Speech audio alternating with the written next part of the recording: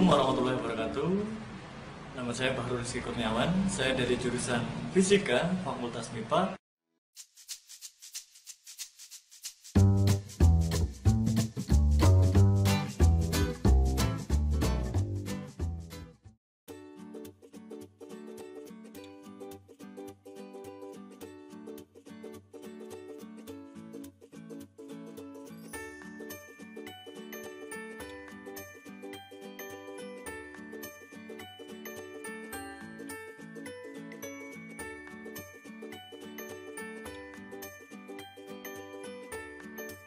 Kita lanjutkan ke praktikum yang pertama, yaitu ada yang ingat praktikumnya apa? Gerak harmonis. Oke, bagus. Tadi sudah saya minta untuk belajar dalam artian membiasakan. Karena nantinya ketika Anda melakukan praktikum di kampus, langkah pertama sebelum melakukan praktikum adalah pretest. Anda harus belajar dulu. Pastikan Anda tahu tujuannya apa, langkahnya apa, alat bahannya apa. Jadi Anda datang, you know what to do ya. Tahu apa yang harus dilakukan. Jangan sampai datang, duduk, tanya aslab, Mas ini mau ngapain, yang diambil data. Wah, itu bukan contoh yang salah. Kalau ikut mata kuliah saya, ya saya suruh keluar atau pulang. Jadi kalau Anda mau, ya jangan ambil kelas saya gitu ya. Itu saya harus paham, Anda harus paham bahwa ketika Anda ke lab, ya mungkin ini alatnya masih sederhana ya, tidak terlalu berbahaya. Tapi ketika nanti Anda membiasakan hal seperti itu, kemudian sampai di semester akhir, itu banyak zat-zat yang berbahaya itu di lab. Dan itu Anda harus tahu apa yang harus Anda lakukan atau apa yang harus Anda jaga agar keselamatan itu menjadi poin penting di dalam lab. Kita mulai praktikum yang pertama ya, gerak harmonis sederhana.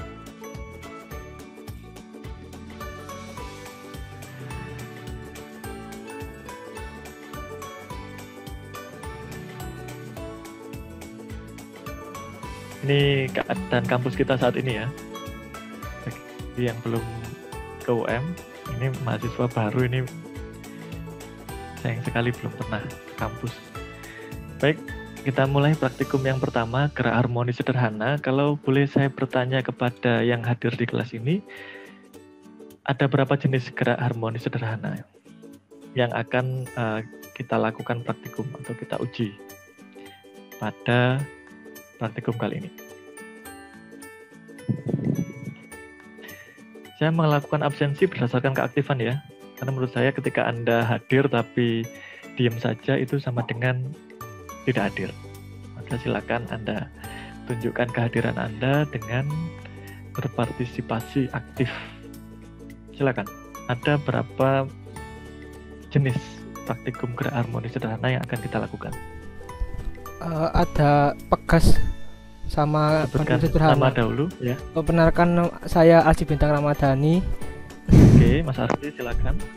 Ada dua Pak, ada pegas itu hukum hook sama bandul sederhana. Baik, terima kasih. Jadi benar ya, ada dua. Yang pertama adalah pada pegas. Jadi pegas dan bandul yang akan kita lakukan praktikum pada hari ini.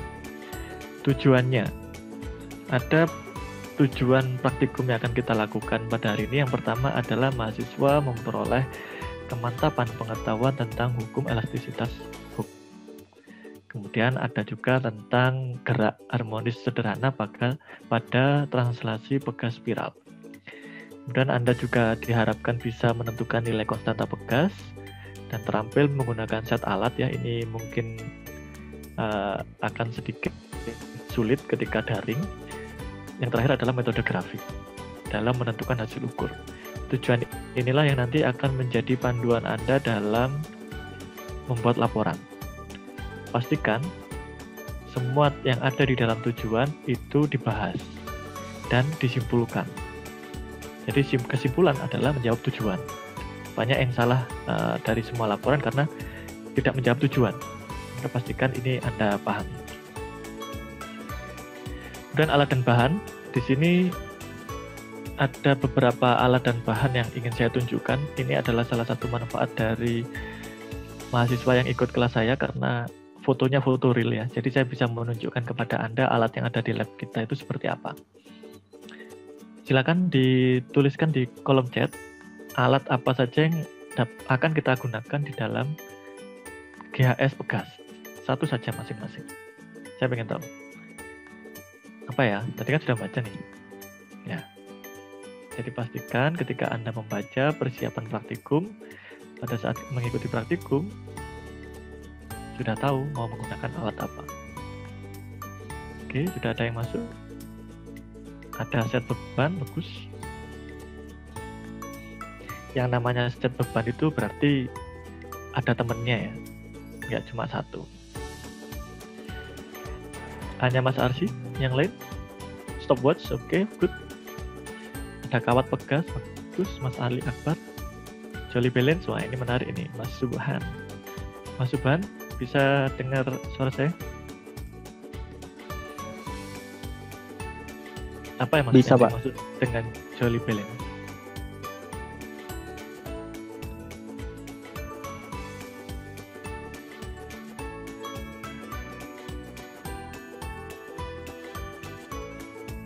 Bagaimana, Mas Subhan? Oke. Belum tahu? Ya, tidak apa-apa. Berarti nanti setidaknya kita akan menambah pengetahuan dari Mas Subhan tentang apa itu Jolly Balance. Ada piringan apung, ada generator penghembus udara ya. Terus sudah pada beban, water pass sudah tersebutkan semua. Ini adalah alat yang akan kita gunakan pada praktikum Pegas. Ini adalah Jolly Balance. Adalah set alat ya, set alat untuk kesetimbangan. Yang setimbang ya, statif. Ini ada statif, kemudian ada pegas.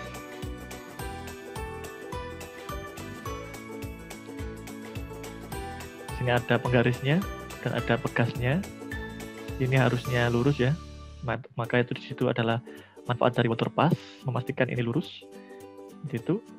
Dan kita lanjutkan ke alat kedua. Ini tadi sudah disebutkan, stopwatch. Fungsinya untuk mengatur waktu, tapi kebanyakan mahasiswa sukanya pakai HP gitu ya, jarang pakai yang ini. Padahal kan mumpung di lab gitu ya, di lab. Coba, inilah yang dimaksud sebagai beban, bukan beban hidup ya, ini beban untuk menghitung nanti seberapa nilai dari K konstanta. Dan ini temannya. Nah, tadi saya bilang kalau set beban itu ada temannya. Ini beban, ini penyangganya. Jadi nanti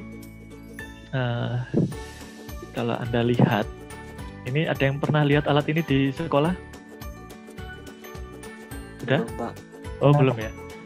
Ini nanti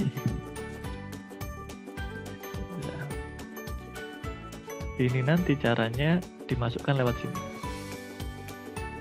dan ke bawah, sehingga nanti masuk ke sini, menumpuk ke atas. Itu ya. Walaupun di sini ada tulisannya 50 gram, apakah harus diukur? Apa ditimbang? Ada yang mau berpendapat?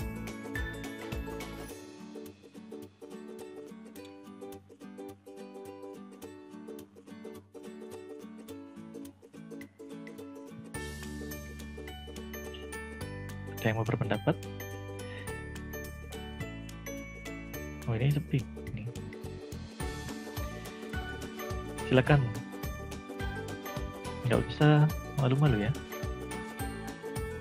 Pertanyaan kan simpel ya. Perlu ditimbang atau tidak?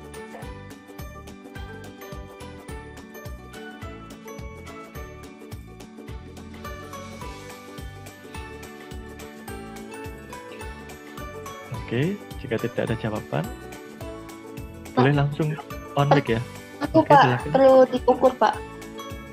Ini ada suara tidak ada rupa ya. Siapa yang bersuara barusan?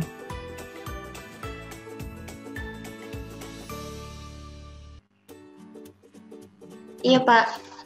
Oke, Mbak Frida. Bukan Pak yang ngomong Siva Pak. Ini online bareng ya. Iya, apa. Pak. Bertiga, Pak. Nanti jangan lupa pulsanya urunan gitu ya. Oh Oke, iya, silakan. pasti, Pak, pasti. Silakan Mbak Siva. Iya, Pak. Perlu ditimbang atau tidak? Perlu, Pak. Soalnya kalau misalnya tidak ditimbang, kita tidak memiliki kepastian ukurannya berapa. Walaupun di situ ada ukuran. Oke, bagus. Kepastian gitu ya. Kepastian pengukuran. Mbak Siva ingin ada kepastian dari pengukurannya. Oke. Ada yang mau berpendapat lain? Saya, Pak. Oke, silakan Mbak Mila.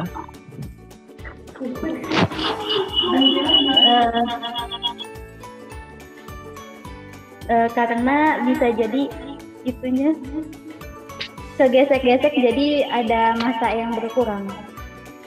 Terima kasih. Jadi sebenarnya kita harus mengukur gitu ya. Salah satu ciri dari seorang saintis atau ilmuwan ini kan kalau murni berarti nanti ke arah seorang peneliti ya, ilmuwan. Jangan mudah percaya. Jangan mudah percaya. Walaupun tulisannya 20 gram, 50 gram, ditimbang lagi. Ditimbang. Tapi ada dampaknya dari apa yang Anda lakukan.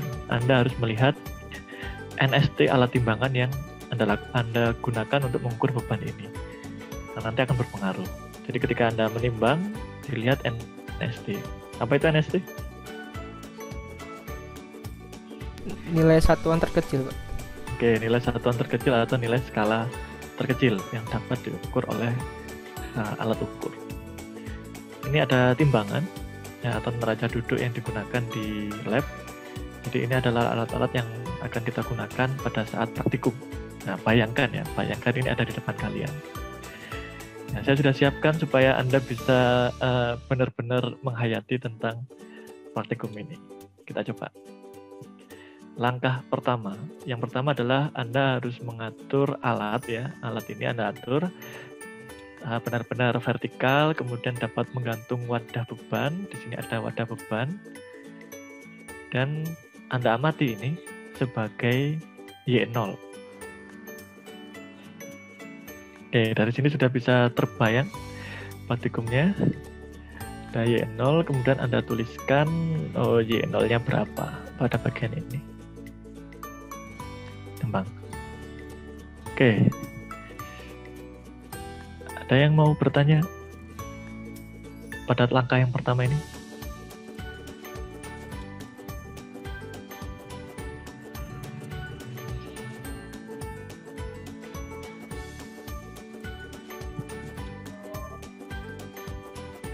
Baik, jika tidak ada yang bertanya, saya yang bertanya. Mas Dimas. Saya senang sama yang namanya Dimas ini karena di kelas ini ada 2. Ya, mulai semester lalu semester 1 ada 2 yang bernama Dimas. Di kelas ini ada Mas Dimas Yudhistira dan Mas Dimas Firdaus. Untuk pertanyaan ini adalah Mas Dimas Yudhistira. Saya mau tanya Mas, kenapa ya Y0-nya di sini? Kenapa nggak di sini?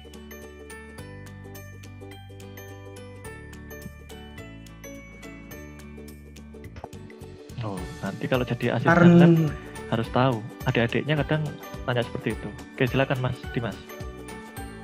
Karena itu pegasnya ya apa ya? Karena pegasnya itu panjangnya untuk Y0 sampai di situ aja, Pak. Oke. Pegasnya cuma sampai sini gitu ya? Iya. Terus boleh nggak kalau Y0-nya di sini? Kalau menurut saya nggak boleh, soalnya itu kan yang Y0 yang di bawah. Kalau menurut Bapak Y0 yang di bawah itu kan buat bebannya itu apa? Bukan pegasnya. Jadi kalau kita mau ukur awal panjang pegasnya dari Y0 yang di atas itu. Terima kasih jawaban Mas Yudhistira. Panggilannya siapa Mas Dimas? Dimas, Pak. Kalau yang Mas Dimas satunya? Nggak tahu ya? Firdaus, Pak. Ya. Oh, ya udah, yang penting sudah disepakati ya. Nanti biar tidak ada salah paham. Makasih Mas Dimas Yudhistira. Iya, Pak. Jadi apa yang disampaikan Mas Yudhistira sudah benar. Y0-nya di sebelah sini ya. Kebanyakan nanti memang ada ya kasusnya ya. Saya sampaikan seperti ini karena memang ada kasusnya yang Y0-nya di bagian ini. Yang lebih parah, ada yang pada data pertama Y0-nya di sini. Data kedua ngitung Y0-nya di sini. 3 di sini lagi. Tidak konstan, tidak berubah-ubah gitu ya, selalu berubah-ubah. Boleh sebenarnya kalau misalkan mau Y0-nya di bawah, tapi ya semuanya di bawah. Jangan sampai pindah-pindah. Tapi ini bukan hal yang bagus. Karena di sini bukan pegas. Ini bukan pegas. Ini adalah bahannya besi. Jadi tidak bisa elastis. Padahal Anda akan mengukur konstanta pegas. Kalaupun Anda gunakan Y0 yang di bawah, dampaknya adalah nanti perhitungan ralatnya atau kesalahan dari pengukuran Anda itu akan relatif besar. Jadi nanti ketika Anda sebagai asisten di lab, lihat adik-adiknya melakukan, nanti ya ketika jadi senior kan punya adik-adik. Nah, ketika lihat, wah itu salah, itu dikasih tahu. Jangan sampai didiemin aja. Tapi ya jangan masih tahunya galak-galak, biasa yang bagus dia. Oke, kita lanjutkan. Oh, ada pertanyaan ini. Nah, kalau sudah muncul gambar seperti ini, ada pertanyaan. Artinya Anda harus bersiap-siap. Ketika di lab gitu ya. Tadi awalnya di alat yang disediakan di sini adalah neraca duduk. Tapi ketika Anda masuk lab, ternyata ada alat ukur massa yang lebih akurat, misalkan neraca digital. Bolehkah digunakan mengukur massa pada percobaan ini? Silakan ditulis di kolom chat, boleh atau tidak. Silakan, karena yang sering terjadi adalah ada neraca duduk, kemudian ya namanya mahasiswa ya, pengen nyoba yang digital apa, mau coba, boleh atau tidak. Silakan. Boleh. Oke, tidak ada yang tidak boleh nih ya. Oke, kalau begitu saya ingin tahu alasan dari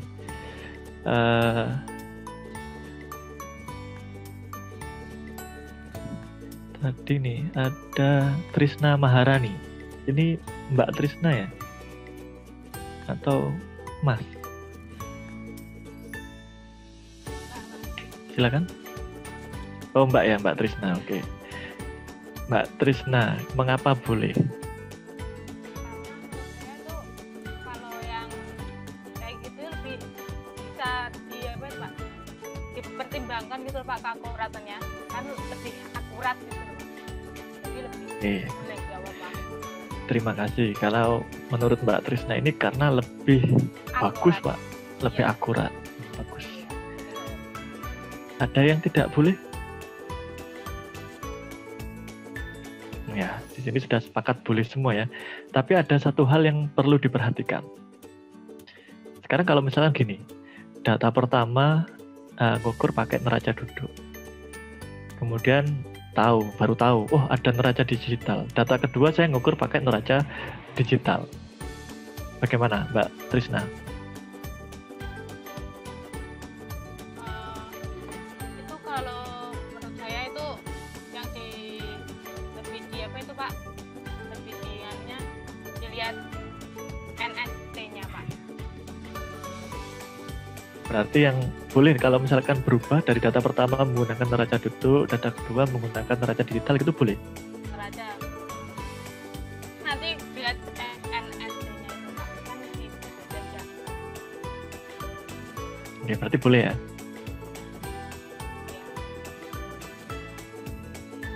Ya boleh apa ya tidak? Jadi kalau misalkan kasusnya seperti tadi, Anda beralih gitu ya, itu tidak boleh ya. Anda beralih dari neraca duduk, kemudian separuh data menggunakan neraca digital, itu tidak boleh. Karena NST-nya berbeda. Kalau Anda lihat di sini, ini ada bisa menghitung hingga 2 digit di belakang koma ya. Berarti nanti setidaknya ada 3 angka penting yang mampu diukur. Sedangkan pada yang alat neraca duduk Jika dilihat di sini, berapa NST-nya?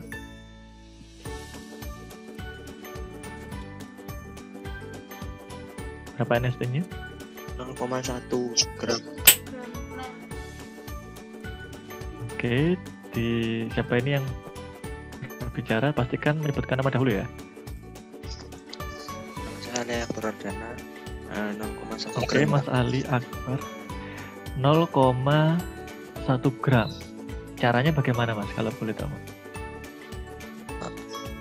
Kalau cara saya itu dilihat di titik-titik, maaf Pak, bukan 0,1 gram tapi 10 gram. Dilihat 10 dari gram. Dari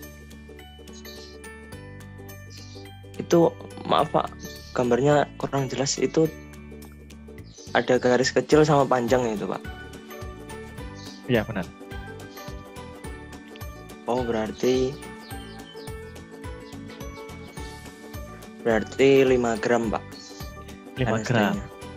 Oke, terima kasih Mas Ali Ya. Akbar. Ada yang tidak setuju?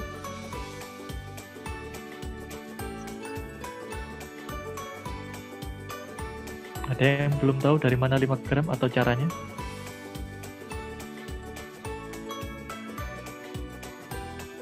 Jadi yang tadi disampaikan Mas Ali Akbar itu sudah benar ya.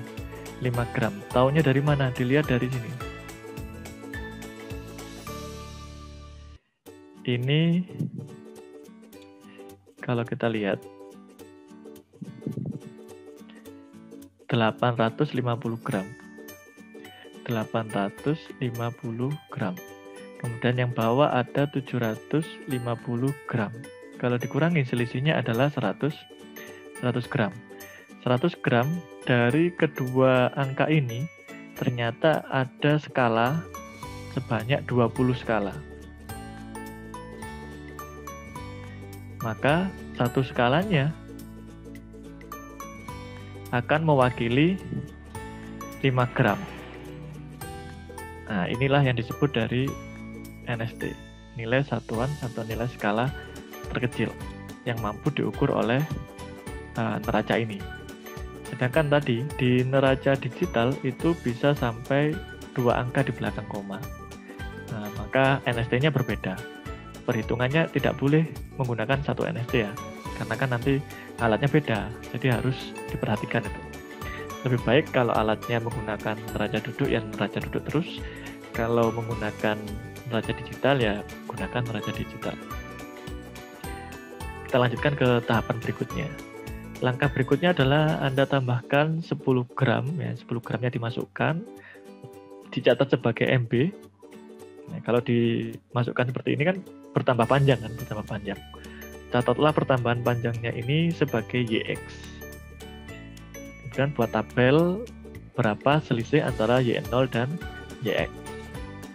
Nah, tabelnya seperti ini. Jadi nanti Y0 tadi panjang awalnya berapa, kemudian ada YX setelah diberi beban, YX-nya jadi berapa. Selisihnya dicatat di dalam Y. Itu adalah langkah kerja untuk tabel yang pertama, untuk mengetahui hubungan antara massa bandul dan perpanjangan bekas. Kita lanjutkan. Kalau ada pertanyaan boleh ya, boleh langsung bertanya gitu ya. Ini adalah data yang diperoleh oleh kelompok 1, kakak tingkat Anda. Silakan Anda catat ya, atau nanti hasil rekamannya juga boleh. Data inilah yang nanti Anda olah di dalam laporan Anda. Jadi Anda akan menggunakan data ini. Silakan dicermati. Kalau ada yang mau ditanyakan atau berkomentar, saya beri waktu 1 menit untuk mencermati. Di sini ada yang perlu dikomentari ya. Jadi nanti harapannya adalah Anda bisa kritis, coba cari.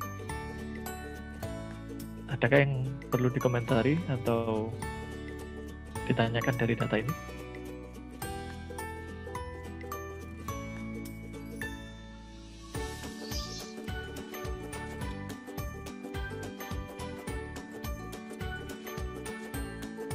Saya mau bertanya Pak.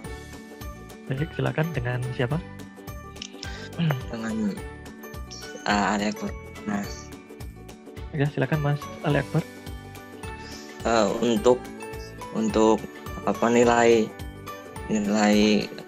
kilogram M itu harus disamakan, misal 2 digit di belakang koma semua atau 3 digit di belakang koma semua, atau boleh campur, Pak? Tanya atau berkomentar ini? Bertanya, Pak. Tapi kalau pertanyaan saya harus disamakan, berarti juga berkomentar. Oke, apa yang disampaikan Mas Ali Akbar sudah bagus ya, jeli berarti ya. Ini angkanya berbeda, Pak. Memang sebaiknya disamakan ya. Mengapa ini berbeda? Seharusnya data pengamatan itu bisa menghasilkan angka yang berbeda. Karena maksudnya antar sini ya, antar kolom ya, antar kolom. Kalau yang ke bawah itu harus sama. Ini harus sama ya. Karena ini adalah menunjukkan NST-nya. Kalau ini bisa sampai 2 angka di belakang koma, kemudian di sini ada yang sampai 4 angka, wah ini pasti kemungkinan alatnya berbeda. Jadi ini harus sama. Oh, berarti ini alatnya sama ini. Kemudian kalau dilihat di sini, oh, ini bisa sampai 3 digit di belakang koma. Padahal ini hanya 2 digit. Ada kemungkinan mereka menggunakan 2 alat ukur yang berbeda. Ya, tapi bukan berarti data ini salah ya. Karena ini datanya sudah dianalisis. Sudah diolah. Terlihat di sini sudah satuannya kilogram ya, meter. Yang perlu Anda sikapi juga nanti ketika menuliskan data pengamatan, tulis apa adanya tanpa diolah. Jadi kalau ini gram, ya biarkan ini gram. Baru nanti ketika analisis data diolah. Ini kan berarti sudah merubah NST-nya nanti. Ya. Kalaupun ini hasil pengukuran, benar-benar diukur ya tanpa dilakukan perubahan dari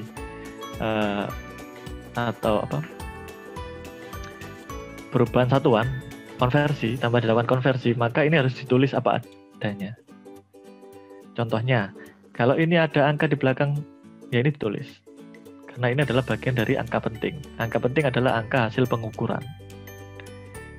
Kalau nolnya ini merupakan bagian dari konversi, ya tidak perlu ditulis, tidak apa-apa. Nah, ini kalau ini hasil pengukuran, ini perlu ditulis. Tapi kalau hasil konversi berarti bukan angka penting. Seperti itu Mas Ali Akbar. Apakah menjawab? Iya Pak, menjawab. Terima kasih Pak. Oke, bagus. Nanti kalau jadi hasil dan lab, laporannya jadi dicermati juga. Ya. Dan ada lagi yang di sini menggunakan koma, di sini menggunakan titik. Ya, konsistensinya kurang hati-hati. Baik, jika tidak ada kita lanjutkan ke langkah ketiga. Langkah ketiga setelah tadi diberi beban hingga bertambah menjadi YX, kemudian disimpangkan ke bawah sepanjang jarak tertentu. Hati-hati, yang bahaya adalah ini nariknya terlalu kenceng nih. Akhirnya apa yang terjadi? Mencelat gitu ya, mental, bikin heboh. Maka harus hati-hati, harus diperhitungkan supaya posisinya nanti ketika bergetar satu garis lurus, tidak zigzag. Nah, ini karena ini gerak harmonis sederhana dan menghindari terjadinya butiran. Gunakan stopwatch untuk mengamati waktu yang dibutuhkan 25 kali getaran dan catat sebagai T total. Mulai hitungan 0, dicetak stopwatch-nya ketika sudah dilepas, jadi harus bareng. Kemudian lakukan variasi masa pegas. Bisa terbayang ya? Atau ada yang mau ditanyakan?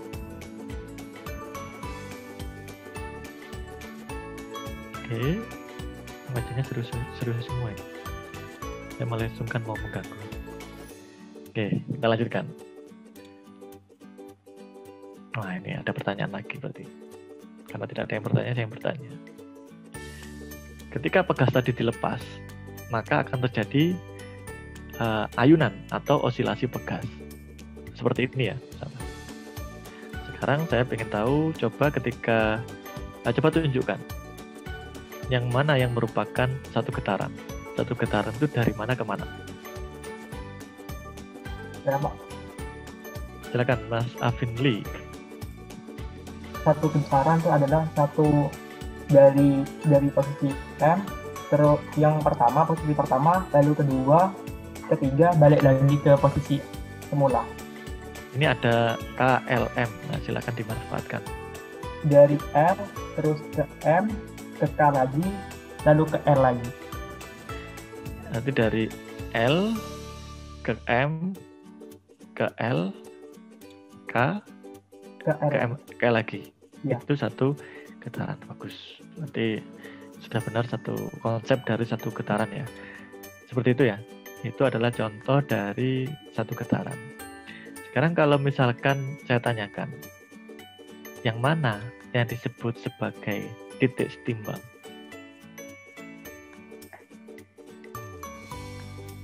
Boleh Mas Afin Lee, boleh yang lain? Yang mana? Yang R. Yang L. Ya, yang L. Bagus. Ini L adalah titik setimbang. Kalau M ini apa ya?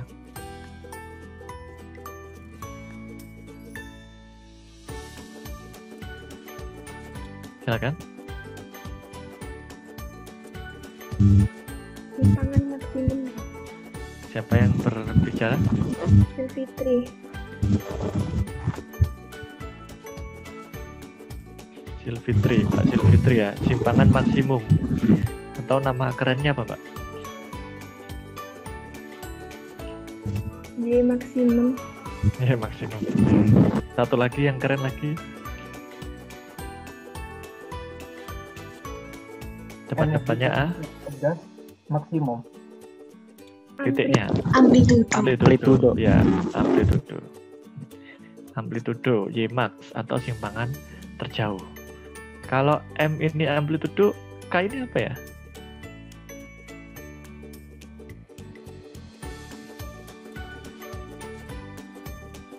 Amplitudo juga, Pak.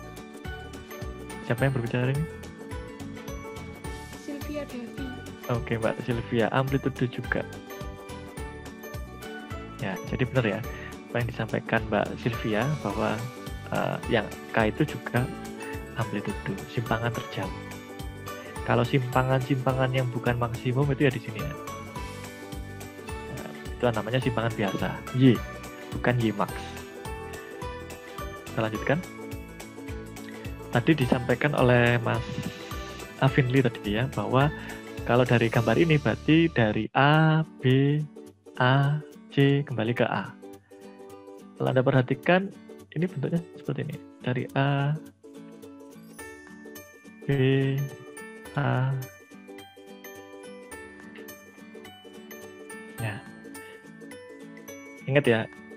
Jadi yang sering kali bermasalah adalah mengapa ada yang bertanya kalau mengapa gelombang itu bentuknya seperti ini, Pak? Ya, ini sebenarnya bentuk dari getaran yang terjadi, getaran harmonis yang terjadi. Ya, dari sini, dari A ke B ke A ke C, satu gelombang, satu getaran tadi yang disampaikan, maka menghasilkan satu gelombang. Itu ini fisiknya. Ada pertanyaan lagi berarti. Jika ini ternyata setelah dilakukan pengukuran 25 getaran terjadi dalam waktu 5 detik.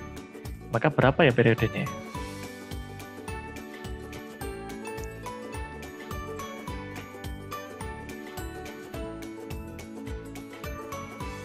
Lima, Pak.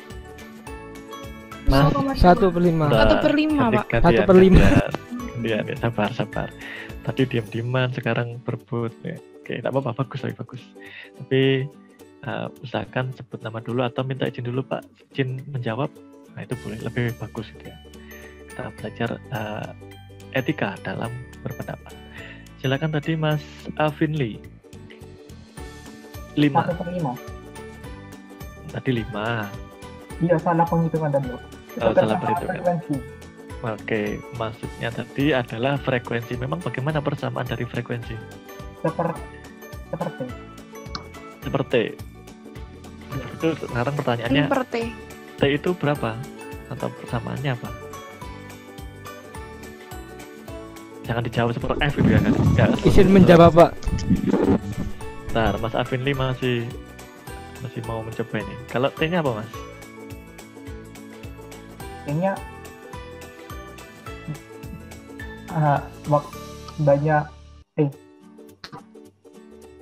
waktu per banyak getaran.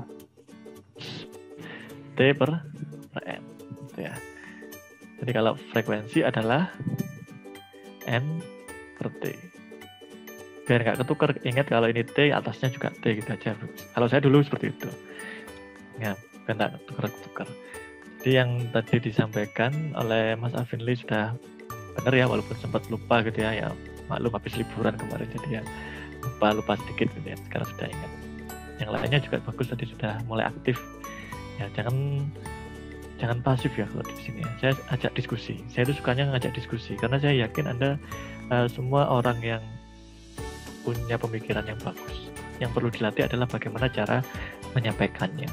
Nggak usah takut salah. Terus kita lanjutkan ke tahapan berikutnya. Ini adalah datanya. Dari hasil menyimpangkan tadi, kemudian dihitung waktunya, hasilnya seperti ini. Di sini ada sedikit perubahan, ya kalau tadi diminta 25, tapi di sini hanya 10. Ya tidak apa-apa. Itu biasanya terjadi kalau di real praktikum untuk menghemat waktu. Karena kan datanya banyak ini. Silakan nanti data ini dianalisis.